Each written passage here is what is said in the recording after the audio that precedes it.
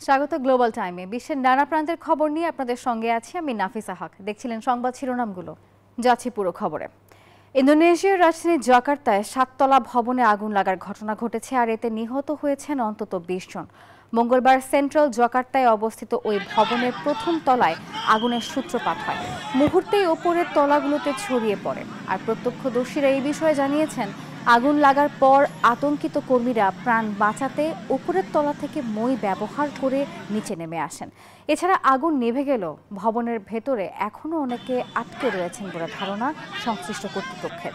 তাদের উদ্ধারের চেষ্টা অব্যাহত রয়েছে, আর একই সঙ্গে আগুন লাগার কারণ জানতে শুরু হয়েছে তদন্ত। থাইল্যান্ড ও কম্বোডিয়া সীমান্তে সংঘাত আরও ভয়াবহ রূপ নিয়েছে। দুই পক্ষের সংঘর্ষে নিহত বেড়ে দাঁড়িয়েছে আরও 12 জনে, যার মধ্যে 9 জনই বেসামরিক। এই পরিস্থিতিতে দুই পক্ষকে সংযত হওয়ার আহ্বান জানিয়েছে ফ্রান্স, অস্ট্রেলিয়া। এদিকে প্রাণ বাঁচাতে সীমান্ত থেকে পালাচ্ছেন দুই দেশেরই সাধারণ মানুষ। আর অন্যদিকে অবিলম্বে এই সহিংসতা বন্ধের আহ্বান জানিয়েছে জাতিসংঘ। থাইল্যান্ড ও কম্বোডিয়ায় বিরোধপূর্ণ সীমান্ত অঞ্চল জুড়ে নতুন করে সংঘর্ষ ছড়িয়ে পড়েছে। কম্বোডিয়া জানিয়েছে, মঙ্গলবার ভোরে থাইল্যান্ডের সেনাবাহিনী সীমান্তবর্তী অঞ্চলে নতুন করে আক্রমণ চালিয়েছে। সংঘর্ষে এখন পর্যন্ত অন্তত 3 থাই সেনা এবং থাইল্যান্ডের বিমান ও আর্টিলারি হামলায় কম্বোডিয়ার কয়েকজন বেসামরিক নাগরিক নিহত হয়েছেন, আর হাজার হাজার মানুষ বাধ্য হয়েছে আশ্রয় ছেড়ে নিরাপদ স্থানে সরে যেতে। গোলা থেকে বিস্ফোরণের শব্দ শুনে আমি আতঙ্কিত হয়ে পড়েছিলাম। সেই সময় আমি পোশাক কারখানায় কাজ করছিলাম। আমি আমার বাড়ি নিয়ে খুব চিন্তিত।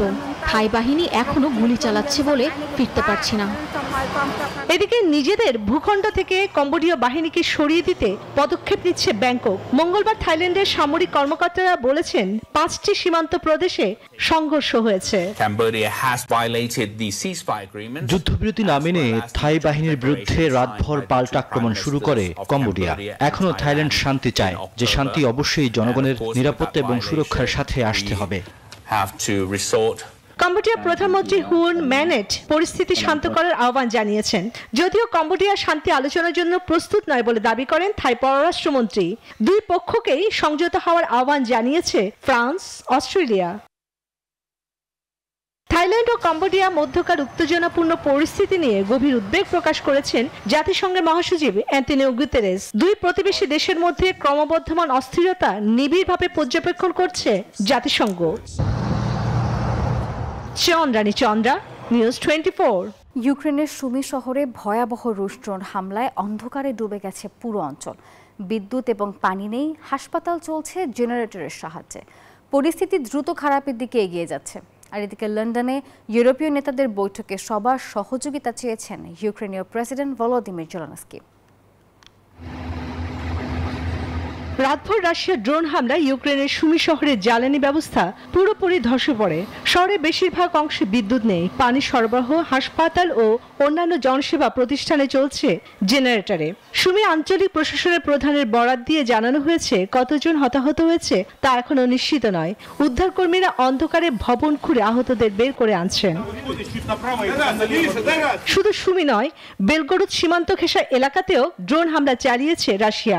ইউক্রেন বলছে, সীমান্ত ধরে রুশ অবস্থান থেকে উস্কানি বাড়ছে, আর রাশিয়া দাবি করছে তাদের ভূখণ্ডেও ইউক্রেনীয় ড্রোন হামলার ঘটনা ঘটছে। এদিকে লন্ডনে ইউরোপীয় নেতাদের সঙ্গে বৈঠকে প্রেসিডেন্ট জেলেনস্কি বলেছেন, ক্ষুদ্র অগ্রগতি হলেও যুদ্ধ থামাতে এখনো প্রয়োজন সবার একতা ও সমর্থন। আর ব্রিটিশ প্রধানমন্ত্রী, জার্মান চ্যান্সেলর এবং ফরাসি প্রেসিডেন্ট ইউক্রেনের পাশে থাকার প্রতিশ্রুতি দিয়েছেন। সোমবার ডাউনিং স্ট্রিটে এই বৈঠক অনুষ্ঠিত হয়। মার্কিন প্রস্তাবের আপত্তিকর অংশগুলো বাদ দিয়ে তৈরি 20 দফার এই সংশোধিত পরিকল্পনাটি যুক্তরাষ্ট্রের কাছে পাঠাবে ইউক্রেন। তবে দনবাসের নিয়ন্ত্রণ ও নিরাপত্তা নিশ্চয়তা নিয়ে এখনো ধোঁয়াশা কাটেনি। এরই মধ্যে মার্কিন অস্ত্র কিনতে চলতি বছর প্রায় $80 কোটি অর্থ সংকটের কথাও জানিয়েছে জেলেনস্কি। চন্দ্রা, নিউজ 24। গাজা শান্তি প্রক্রিয়ায় বড় ধাক্কা খেল ট্রাম্প প্রশাসন। আরব দেশগুলোর প্রবল আপত্তিতে পিস বোর্ড থেকে শেষমেশ বাদ দেওয়া হয়েছে সাবেক ব্রিটিশ প্রধানমন্ত্রী টনি ব্লেয়ারকে। এদিকে হামাসকে নিরস্ত্রীকরণে মধ্যস্থতাকারীদের দেয়া 2 বছরের সময়সীমা মানতে নারাজ ইসরায়েল, আর তেল আবিব চায় এর দ্রুত সমাধান।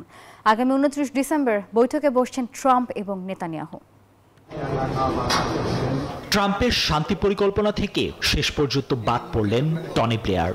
পিস বোর্ডে সাবেক ব্রিটিশ প্রধানমন্ত্রী থাকা নিয়ে তীব্র ক্ষোভ ছিল আরব ও মুসলিম বিশ্বের। সেই চাপের মুখেই তাকে সরিয়ে এখন জ্যারেড কুশনারের নেতৃত্বে ছোট একটি কমিটি করার পথে হাঁটছে ওয়াশিংটন।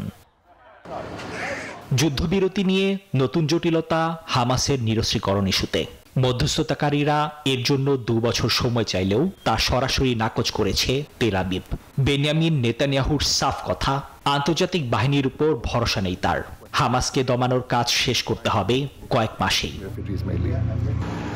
এরই মাঝে জেরুজালেমে জাতিসংঘের আনরুয়া সদর দপ্তরে জোরপূর্বক ঢুকে তল্লাশি চালিয়েছে ইসরায়েলি পুলিশ।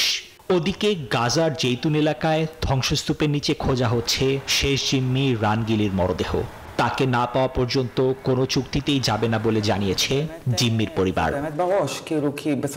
টানটান এই উত্তেজনার মধ্যেই চলতি মাসের 29 তারিখ হোয়াইট হাউসে মুখোমুখি হচ্ছেন ডোনাল্ড ট্রাম্প ও বেনিয়ামিন নেতানিয়াহু। গাজা যুদ্ধের ভবিষ্যৎ আর শান্তি চুক্তির চূড়ান্ত ফয়সালা হতে পারে ওই গুরুত্বপূর্ণ বৈঠকেই। নিবির আমিন, নিউজ 24। গ্লোবাল টাইমের এখনকার আয়োজনে পর্যন্ত ধন্যবাদ সবাইকে।